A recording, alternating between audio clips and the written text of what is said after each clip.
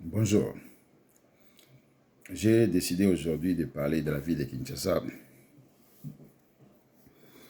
Éventuellement, avec la décision hier du président de la République ou du gouvernement pour assigner la ville de Kinshasa en termes de salubrité au général, c'est pas il est le général lieutenant Kasongo Kawi. Excusez-moi. Un pays fonctionne avec une opposition et l'opposition n'offre rien par rapport à la salubrité dans la ville de Kinshasa. Or, le rôle d'une opposition, c'est d'offrir des solutions aux problèmes que le peuple, parce que l'opposition aussi, si on parle de l'opposition, c'est-à-dire qu'ils ont le peuple derrière, ils ont certains citoyens derrière eux. Mais on est en train de trouver que ces gens sont des sous-traitants politiques, ne sont pas des politiciens, sont des sous-traitants, parce que tout ce qu'ils parlent, c'est pédaler l'agenda de Kanambe, pédaler l'agenda du Rwanda, c'est battre pour cette histoire de changement de la Constitution. Au lieu de penser à la santé des Quinois et Quinoises, éventuellement de tous les pays, offrir des solutions. Et ce que j'ai trouvé, la démarche de la mairie de Kinshasa, ou le gouvernement de Kinshasa, c'est de chercher d'aller vers la France pour trouver des solutions au problème de la voirie. Mais ils ne sont pas allés loin. Le gouverneur Mbumba, bon, tout le monde le blâme. Mais il y a un problème de culture, il y a un problème d'habitude des Congolais. Et maintenant, pour montrer qu'il y a un problème des Congolais, on va parler d'un philosophe qui s'appelle Étienne de la Boétie. Il parle de la servitude volontaire. Ça veut dire que le Congolais a tout normalisé. Quand il a un dictateur à la tête du pays, c'est normal. Quand il vit dans la saleté, c'est normal. Quand on tue les autres, c'est normal, ce n'est pas son problème. Bref, nous sommes habitués à une histoire où on a tout normalisé. Avoir des politiciens qui pédalent pour le Rwanda, c'est normal. Pourquoi on supporte un politicien qui ne parle pas de la vie du Congolais, mais parle il protège les intérêts des étrangers, il est prêt d'aller en prison pour les intérêts des étrangers qu'aller en prison pour les intérêts de ceux qui l'ont voté de sa constitution. Et il ne parle pas des boulots des Congolais, mais il parle par contre de faire des deals avec le Rwanda et tout ça pour garder la mine de Rubaya, le politicien normal. Et cela marche, pourquoi? Parce que le peuple a tout normalisé. On n'a pas de courant, on n'a pas d'eau, donc on utilise même de nouveaux termes comme, c'est pas gaspillage. Voilà, il y a un terme là à Kinshasa. Il y a le mot distillation qui me vient en tête, je ne sais pas pourquoi. Bon, bref, selon Étienne de la Boétie, parler de la servitude volontaire. Lui, il était en train de dire que, bon, il pensait il avait posé la question de savoir pourquoi est-ce qu'un dictateur tient à la tête d'un pays.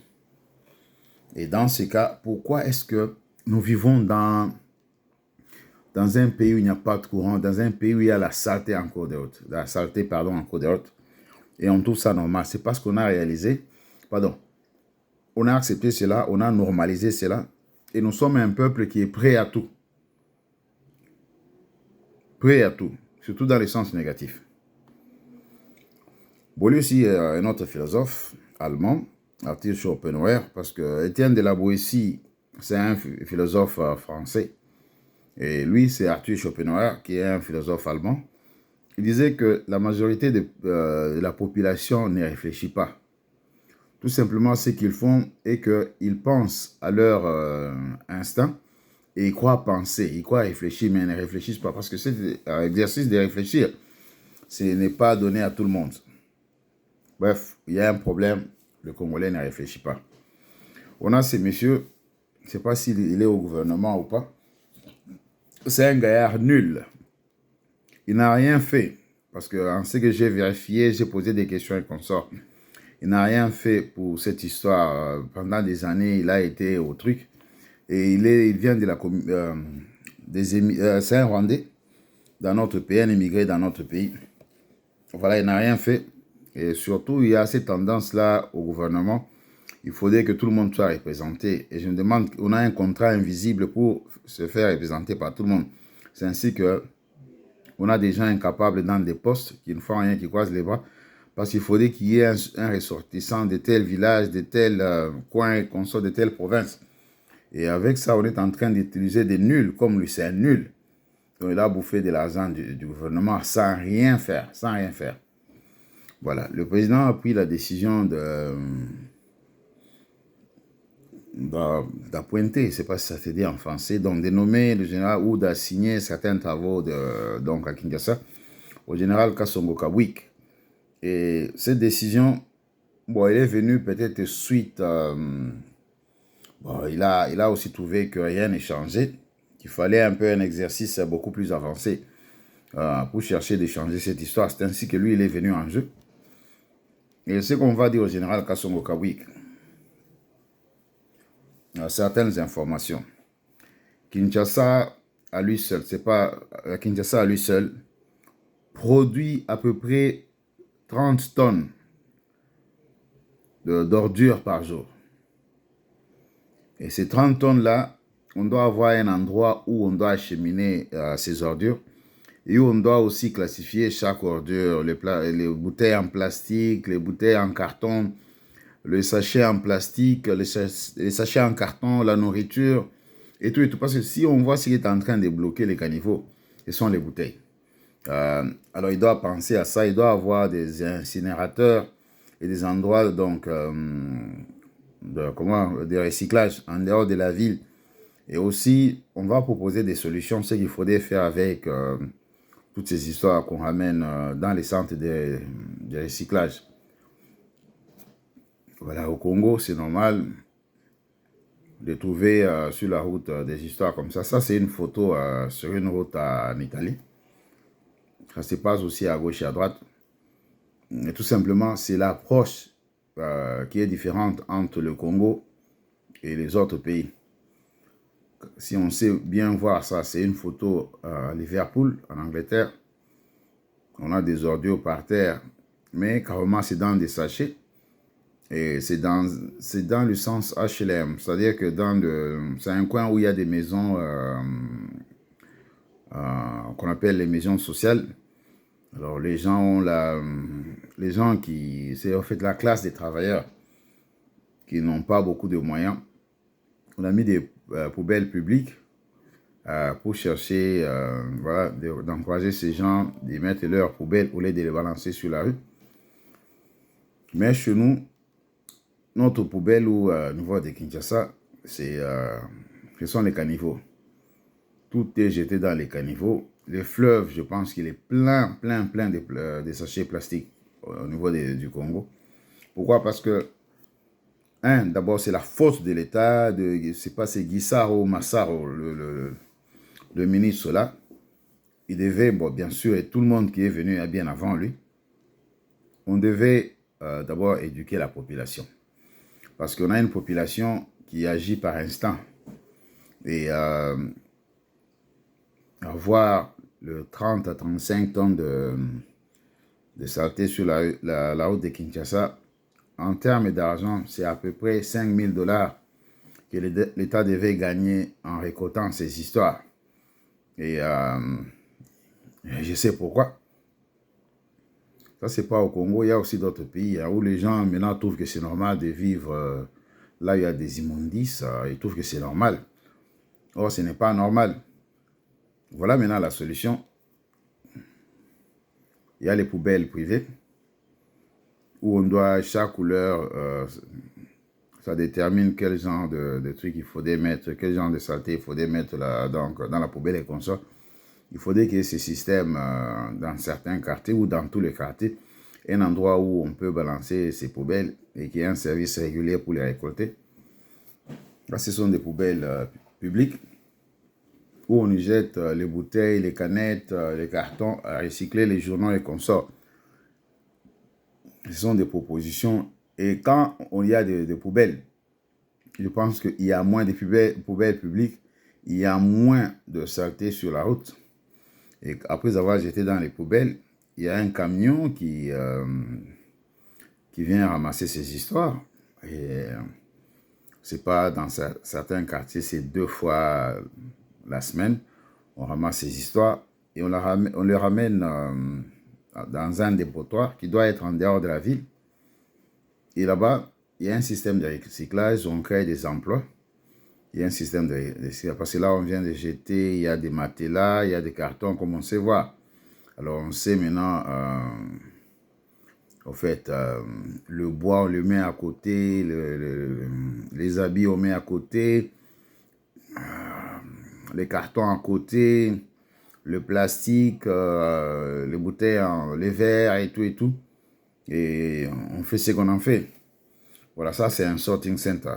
Donc, la saleté, malgré qu'elle a été jetée, on doit la traiter différemment. Parce que c'est pour trouver les histoires à recycler et les retourner dans le système. Parce que le plastique, on peut le recycler, donc il a plusieurs vies. Recycler, c'est-à-dire que donner encore un cercle. Donc, recycler, il y a aussi le mot cercle, pardon. Ça doit donc servir. Cette fois-ci, c'était venu en bouteille. Prochainement, ça vient en chaise plastique. Prochainement, ça vient en sous-vêtements. Prochainement, et qu'on sort. Alors ça, ce sont des centres. Et là, il faudrait aussi dire au gouvernement congolais, nos poubelles ou les histoires, les résultats de nos poubelles au centre de recyclage, on sait les exporter et c'est de l'argent. Il y a des pays qui achètent les vieux habits. Il y a des pays qui achètent les vieilles batteries. Il y a des pays qui achètent les vieilles piles. Il y a des pays qui achètent des vieux habits. Il y a des pays qui achètent les cartons. Il y a des pays qui achètent les vieux journaux, les vieux livres et consorts parce qu'ils ont un système de recyclage. On sait aussi produire de l'électricité à base de la poubelle. Et avec ça, bon, ça crée des emplois. Nous avons des gens pour nettoyer nos rues et consorts. Et il y a bon, j'en ai vu en Angleterre, par exemple, j'en ai vu aux États-Unis. Après une manifestation, une fête, un match de football et consorts, on envoie des témoins à ces équipes pour nettoyer les rues, pour éviter à ce qu'il y ait des immondices sur la rue, parce que ça, c'est la prolifération des rats, ce sont les maladies. Et Kinshasa n'a aucun système pour les poubelles. N'a aucun système. Je me rappelle quand j'étais là, et après avoir bu mon eau, je me promenais partout avec ma bouteille vide. J'ai cherché un endroit pour jeter ça. Et on me conseille même de jeter ça par terre. Et maintenant, on est en passe ça dans mon répertoire. Je ne pouvais pas faire, je ne pouvais pas encourager les mauvaises habitudes. Mais bref, il faudrait éduquer le peuple. Il faudrait aussi qu'il y ait des amendes. Parce que s'il y a des amendes, tout change. Et voilà quoi, il faudrait éduquer ce peuple. Parce qu'on a un peuple qui n'est pas habitué à la propriété. Alors la seule façon de l'éduquer, c'est maintenant de prendre des mesures fortes. Quand, bon, l'exemple du Singapour, où juste quand vous avez filmé quelqu'un en train de jeter les immondices, vous avez 20 $, vous allez à la commune, on vous donne 20 $ et on va chercher la personne et la personne va donner à la commune 50 $. On montre à la personne que non, voilà, vous aviez jeté les immondices et qu'on sort. Bon, j'avais vu à l'époque au Texas, c'était à Irvine. Il y avait, non, c'est juste à 15 km de Irvine. Il y avait un maire là noir. Quand on vous attrape en train de salir, jeter les histoires en cours de route, et on va vous prendre une semaine où on vous demande de nettoyer les routes et qu'on sort. Mais non, c'est-à-dire que pendant toute la semaine, vous ne gagnez pas de l'argent personnellement, vous travaillez pour l'État gratuitement. Donc il faudrait des méthodes. On doit éduquer les gens par la télévision, par des campagnes et qu'on sort.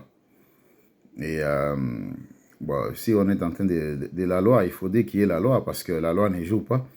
On est intéressé, c'est pas à quoi ça intéresse les gens pour les tribunaux. Or, dans les pays Caraïbes, les pays qui vivent du tourisme, donc quand on vous attrape en train de salir le sol, hein, donc vous avez pris l'alcool, vous dégagez n'importe où, c'est une affaire de 50 $. Et Kinshasa qui a à peu près 20 millions d'habitants. Et s'il y a des amendes sur, disons, 10 000 personnes par jour, Donc moi, je crois qu'avec les comportements des Quinois, il y a beaucoup de potentiel pour que l'État puisse gagner l'argent. Mais du moment où on a des gens qui ne réfléchissent pas, les gens qui ne voient pas le potentiel pour gagner de l'argent à travers la poubelle, c'est toujours l'État qui dépense l'argent. C'est un département budgétivore, au lieu que ce soit un département qui ramène l'argent, qui produit l'argent. Maintenant, c'est un département budgétivore. Il faudrait ramener les gens aux tribunaux. Il faudrait aussi, à l'époque, les Belges, quand on croisait quelqu'un qui n'avait pas le zèle pour vivre à Kinshasa, on les retournait dans sa province d'origine. Et cela disciplinait les gens parce que déjà, il y a deux fois sorti de son village, s'est retrouvé en ville. C'est un grand pas en avant. Et vous vous retrouvez qu'on vous menace de vous retourner en province, bon, ça devient un problème. Les Suisses le font, les Européens le font. Quand tu es un immigré, tu commets un crime, tu fais ta prison, après la prison, on te déporte. Ce système-là, il casse les étrangers à commettre des crimes dans leur pays. Même si vous avez la nationalité, on vous arrache la nationalité, quoi. Les Rwandais qui sont dans notre pays, qui gâchent les armes, qui n'ont jamais dénoncé leurs frères Rwandais, qui ont des armes à la maison, qui ont des poisons à la maison, qui cachent des combattants 1-23 à la maison. Et dès qu'on t'attrape, on te retourne au Rwanda. Ça devait être ça.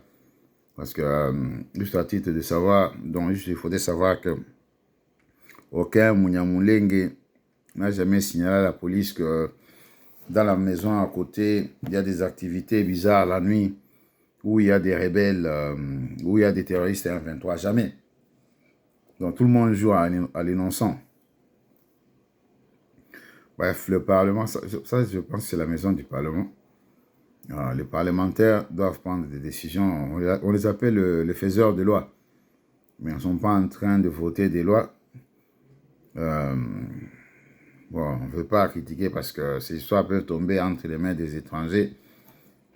Ça peut être mal exploité, mais nous avons un Parlement de génération en génération qui ne vote pas les lois. Alors, pour voter les lois, il faudrait de l'argent. Donc, empêcher la loi Tchani, par exemple, d'être mise en vigueur, sont des blagues. Bref, il y a beaucoup d'argent à gagner dans cette histoire des poubelles.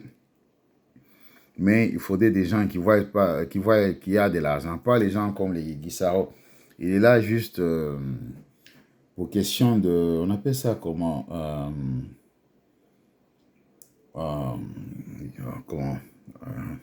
une représentation positive, je pense, juste pour qu'il y ait quelqu'un, des immigrés, quoi. On sait avoir des gens qui nettoient les rues et qui sont payés normalement parce que l'argent ne viendrait que des amendes. En ce moment-là, s'il y a beaucoup des amendes en cours de route, nous aurons des routes propres. Mais nous avons des routes sales parce que, d'abord, le Congo, il est acquis. Il est seulement au président Félix Tshisekedi. Et voilà, quoi. On n'a pas des hommes d'État. On n'a pas beaucoup de gens qui sont là pour servir l'État.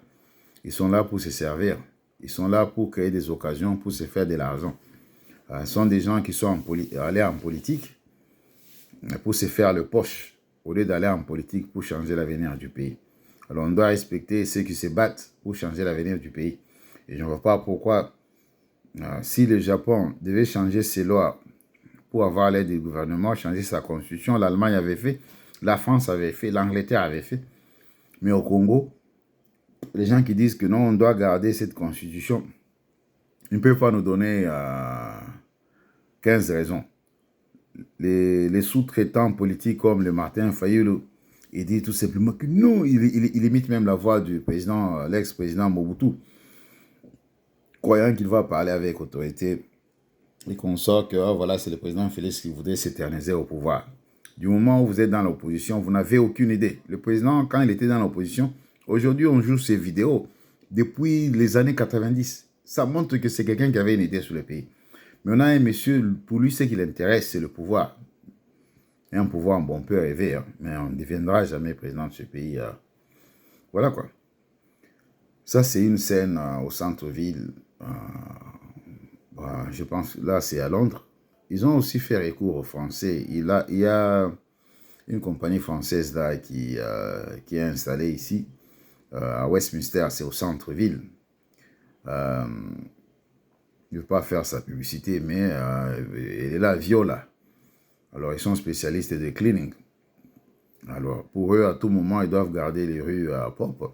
Alors, il y a toujours des amendes.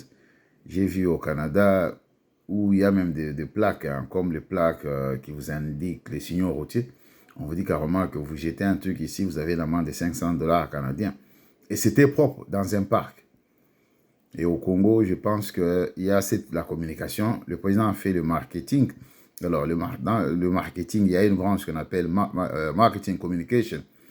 Alors, c'est là où on doit communiquer avec la population, on doit communiquer avec les clients, avec des signes. On doit communiquer. Parce qu'on ne communique pas. On ne communique pas les noms des rues, on ne communique pas les noms de... Donc, il y a un grand manque de communication. Les avenues n'ont pas de numéros, les avenues n'ont pas de noms, il n'y a pas de sens d'indication. Il y a beaucoup d'histoires. Il y a beaucoup d'histoires à faire.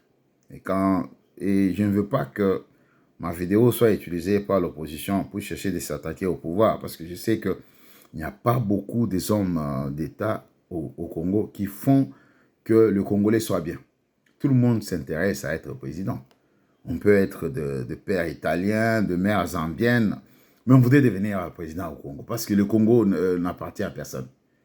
Si ce Congo-là est notre pays, nous devons tous nous mettre et prendre en conscience que nous devons garder les pays propres, les rues de notre pays propres. Et nous devons faire des efforts pour identifier qui sont en train de causer ce bordel.